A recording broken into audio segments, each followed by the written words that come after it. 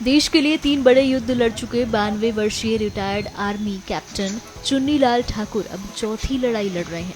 लेकिन इस बार ये लड़ाई वो अपनी ही जमीन बचाने के लिए लड़ रहे हैं। बता दें कि कैप्टन चुन्नीलाल ठाकुर ने राजस्थान के जैसलमेर में भूमि घोटाले का शिकार होने का आरोप लगाया है।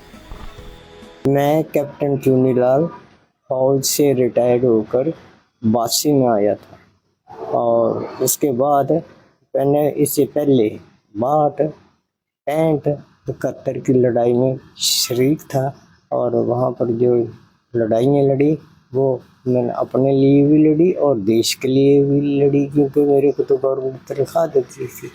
और उसके बाद जब मैं पेंशन आ गई क्योंकि मैं एज ए कैप्टन, तो फिर ऐसे हुआ कि मेरे को हमारी जो है ज़मीन थी हिमाचल के पास, हिमाचल में जो हमारी मान थी, अच्छी ज़मीन थी, बहुत बड़ी ज़मीन थी, सोना बोलती थी, सब कुछ, सब बाग थे, बगीचे थे, घर थे, फुलवाड़ियाँ थी, सब लगा हुआ था। लेकिन वो गवर्नमेंट ने पोंग डैम बना करके हमारे को से ले ली, लेकिन पैसा कुछ भी नहीं, पैसा तो खत्म हो गया।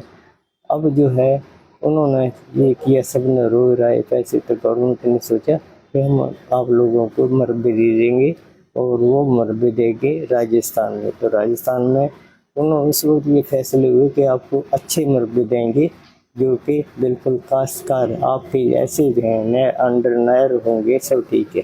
लेकिन वो हाँ तो हमारे को नहीं मिला मरबा, ऐसे करते करते, क्योंकि मैं उस वक्त फौज में था, मैं तो नहीं मिला। तो फिर बाद में आकर के किसी को ये रिक्वेस्ट किया तो मेरे को जो है मरबा 2000 में आउटलॉट किया, वो भी मोहनगढ़ में।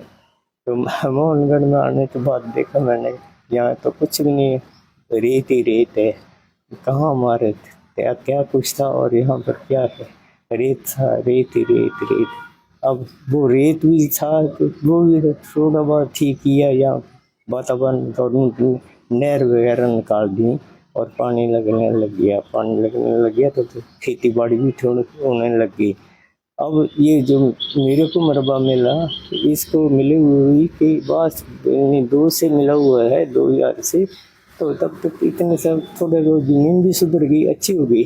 अब किसने उस ज़मीन को भी ज़बरदस्ती फर्जी आदमी को टीम बना करके, बेचने वाला भी, लेने वाला भी, गवाह भी, जो कुछ था सब कर करके नकली रजिस्ट्री तैयार करके और एकदम जो मेरे जो है वो ख़त्म कर दिया काम कि ये अब क्या करेंगे, कैसे करेंगे। तो ये देखो कितनी अंधेर हो रही है, कैसे हो रहा है, ये क्या है, गवर्नमेंट है। किसी ने ये नहीं किया कि कौन है चुन्नीलाल बेचने वाला, कौन है, कहाँ से रहने वाला, ये कहाँ से रहने वाला था, कैसे है कैसे नहीं। ये भी तस्दीक करने से पहले जब तहसीलदार ये कोई भी रजिस्ट्री करता है तो उसको सोचना चाहिए ये तो कहाँ का तो आदमी वही रहने वाला। तो हमारी तो भाषा राजस्थान से मिलती नहीं है ना, तो वो उसी में बात है, मैं पकड़ सकता था आदमी को कि ये कैसे हो रहा है भाई, ये तो आदमी नहीं, वो तो अफसर है कि तो पता चल जाता है कि कैसे कहाँ का रहने वाला आदमी। अब मैं तो था तो अफसर हूँ, तो मैं ऐसे ये कह सकता हूँ कि बिहार का है या यूपी का है, ये है, क्योंकि भाषा से आदमी पकड़ा जाता है, बातचीत से पकड़ा जाता है कि कहाँ का रहने वाला है, कैसे। लेकिन यहाँ पर ऐसे नहीं हुआ, यहाँ पर ऐसे हुआ कि जिसने अपना आधार कार्ड फर्जी बना के दे दिया मेरे नाम से, इसी से रजिस्ट्री हो गई। ये क्या है, ये कितने समझ में नहीं आता कैसे होता है। ये तो अब तहसीलदार साहब को या दूसरों को ये सोचना चाहिए न्याय में कि ये आदमी कहाँ का है। रजिस्ट्री तो मैं कर रहा हूँ लेकिन आदमी कहाँ का है, ये ज़मीन जहाँ ज़मीन कहाँ की है, किसका कब्जा, कैसे था। कोतवाल में 3-4 दिन में फिर तो हो गया, पता नहीं लग रहा क्या हो रहा है क्या नहीं।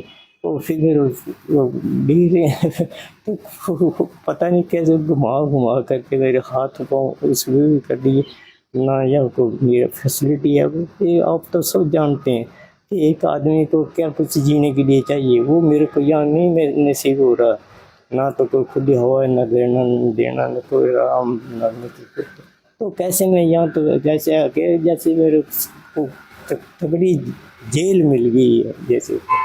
तो ऐसे ये है कि मेरा ये केस जो है को जल्दी से जल्दी हो निपटाने की कोशिश करके दोनों गवर्नमेंटों से प्रार्थना है, राजस्थान गवर्नमेंट से प्रार्थना कि मेरा ट्रांसफ़र कर दिए जाए केस ये, ताकि मैं वहाँ पर जा कर के आराम से सुनवाई कर सकूँ, अपनी जा सकता हूँ। जितनी बार जाना कोर्ट में चला जाऊँगा लेकर के गाड़ी को, लेकिन यहाँ पर तो कहाँ से आऊँगा? हिमाचल से आने के लिए कितना टाइम लगेगा? और मैं इसके लिए इस बात से सहमत हूँ कि मैं नहीं चल फिर सकता, क्योंकि मेरी 90 साल से ऊपर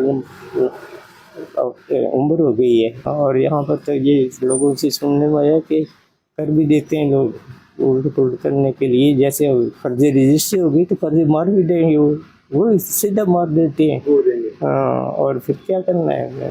कुछ नहीं हो सकता ना, बना भी देंगे, लाश भी नहीं मिलेगी, घर वाले भी तरसेंगे। तो ऐसे ही है कि आप ये मेहरबानी करके मेरा मुकदमा जो है वो गवर्नमेंट हिमाचल को दे दें, और हिमाचल गवर्नमेंट से जो मेरी प्रार्थना है कि आप मेरे सर ये थोड़ी सी प्रार्थना के ऊपर गौर फरमाते हुए मेरे न्याय दिला दें।